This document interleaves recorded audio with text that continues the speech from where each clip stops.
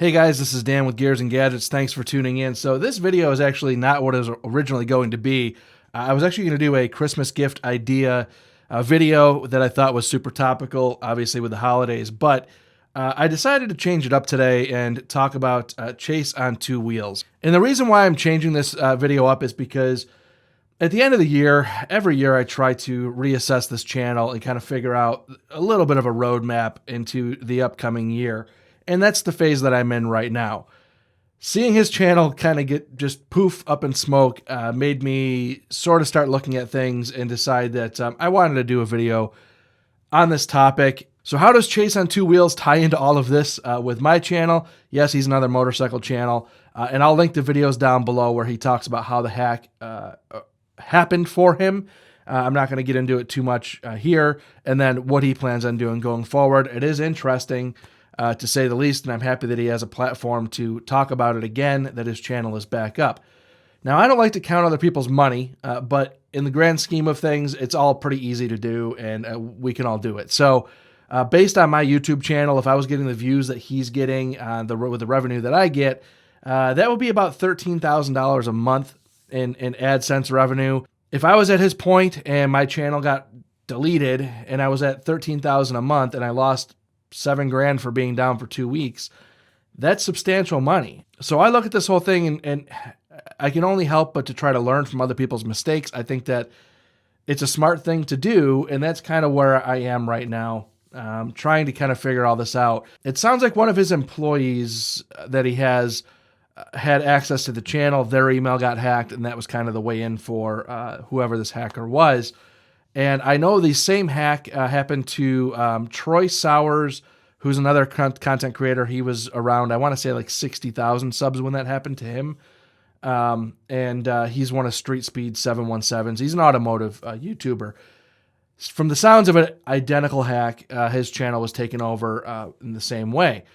And I start seeing this stuff, and it's like, okay, I need to batten down the hatches at my fort, and that's kind of where I'm at right now. So what I've done and what I've learned from this is that with my channel, I have removed the email that you see here on my channel for contacting me for sponsorships or other opportunities. I removed that email as an admin on this channel. It's back to basically just being a personal email that I have, and I am the only person who can manage my YouTube channel. So this is where I'm confused, because going into 2021, I was considering, and still am considering, or was going to start my memberships program on my YouTube channel and open up some additional live streams and perks for members of the channel. And I wanted to really keep everything on YouTube, because to me, I personally get kind of annoyed when people try to steer you to their Patreon or steer you to their own personal website or steer you to some affiliate links. I enjoy the experience of YouTube on YouTube, and I think that having the memberships feature on YouTube is better for the viewer to keep everything all in the same place. Now, that's great for the viewer, but unfortunately for the YouTuber now, and Chase's position is that if he didn't have his Patreon and he didn't have those separate forms of revenue streams and all of his eggs were in the YouTube basket, that's pretty troubling. I mean, imagine if he didn't get his channel back at all, and then he had no way to communicate with anybody. That's kind of tough. So I still would really like to keep it on YouTube, but it's tough. I'm really struggling with, do I go Patreon or YouTube memberships? Let me know in the comments down below. What would you guys prefer as a viewer? Don't worry about what I would prefer as a content creator. What would you prefer as a viewer? Do you prefer it all to stay on YouTube, or would you prefer to go over to Patreon? So let me know what you guys think about that. Now, the multiple channels angle, and that's sort of where Chase is going as well, is he's going to open up his own personal YouTube channel, and he's also going to have his Chase on two wheels and maybe even additional channels, so that if one of them gets hacked, he has other streams of content creation.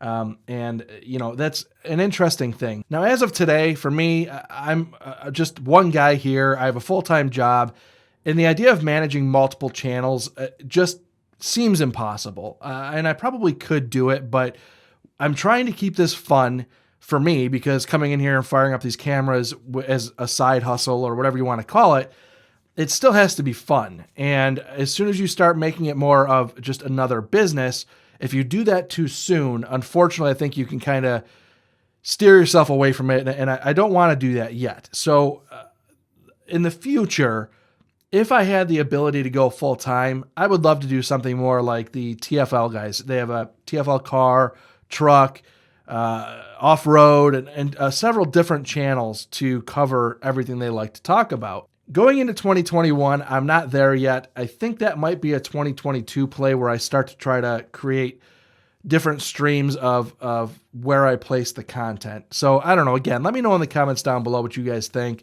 Whether I stick with Gears and Gadgets or go with another naming scheme, or maybe just G&G Auto, G&G Motorcycle, G&G Tech, something like that. I don't know. I'm kicking that around in my head. I'm just trying to bring you guys into the creative on my side and see the things that I think about frequently as I love to produce content on YouTube, but also trying to think ahead for the future. Also, one thing that I've learned in this Chase on Two Wheels fiasco is that, lucky for him, he has a decent Twitter following, a decent Instagram following, and I don't really plug those things all that often. I'm going to start, because what I've learned out of his scenario is that if YouTube wipes your channel and you lose your main platform, which is where all of the eyes in your importance on the internet lives, if you lose all of that, well, then you no longer have a voice. So luckily for him, he was able to kind of bring attention to a large audience on Twitter and I believe on Instagram, to drive attention to the problems he was having with YouTube. And that in turn helps push the ball rolling to get his channel back, which again is his main channel. So I did learn to start trying harder to build a more of a following on those platforms. So I'm going to do that going into 2021. So where I go with this is I look at these YouTube channels and I always struggle with the idea of, if you struck it big, yeah, it'd be great to have an editor. It'd be great to have a producer or somebody else that could help you with the production. But the more people you bring in, the more avenues you have to lose control of. I'm not talking creative control, and that's a separate conversation. People a lot of times fear bringing people in because they don't want to lose the creative. It's a real thing. I get it, but also losing control of access. And this kind of proves that it's a scary proposition. So I've learned to, well, not like I was looking to hire anybody for the channel, but I've learned that it's something I'm going to be a lot more concerned of if I ever got to the point of getting there. But luckily, I'm not even, that's nowhere near on my radar right now for planning out the next year or even two of this channel. So not worried about that, but something that I do think about as a YouTuber. So I don't know. It's tough. I watched all the stuff that he went through, and the empathy and the true anxiety that I saw out of Chase is something that it's tough to watch. I can just imagine if I ever got to be that large and had that big of a following, and I went full time with it, and then bam, just overnight, and losing all of it, like he said, like it had never existed, is like, man, that's brutal.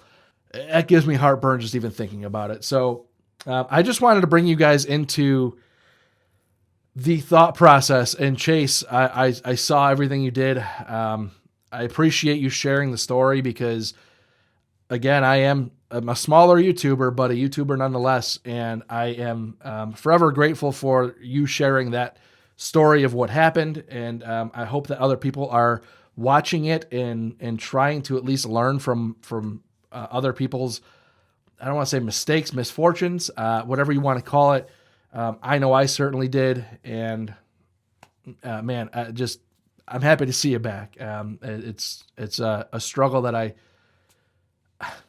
hope I never have to deal with. So guys, with that being said, thank you very much for tuning in. If this is your first time tuning in, please hit that subscribe button down below.